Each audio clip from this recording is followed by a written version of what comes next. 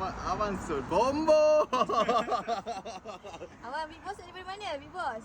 Dari Pagur. Daripada Pagur. Dari Pagur. Akak pun sama? Ya, dari Pagur. Oh, singgah-singgah makan ke tadi? Tak ada pun. Kita ni Jumaat ni hari rahmat, hari berkat lah. Jadi tengok macam kosong ni kan tadi. Tapi barang penuh pula. Ni peluang kita lah nak jumpa dengan geng-geng Bos Ijan tu. Oh, dengar cerita tadi saja-saja jalan tengok-tengok Tak niat pun nak beli. Yang ni punya pasal lah. Alamak, Dia Alfan. Tak tahu macam mana tau. Tapi itulah. Bila hati dah Alhamdulillah. pendukat. Bahasalah. Bukan ambil satu Ambil berapa? Ambil dua. Ambil dua. Oh. Ambil dua. Rezeki Jumaat.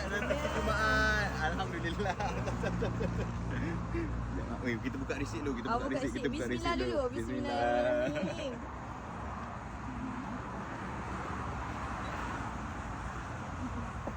So alamat hantar mana bang? Alamat hantar Pagur. Hantar letak nombor 19. Nombor 19. Serius. Alamak. Nombor 61. Rumah baru ke? Banyak rumah. Banyak rumah. Betul tak saya cakap banyak geran? Ada. Saya dah cakap tadi boleh simpan geran banyak dalam bawah laci tadi tu.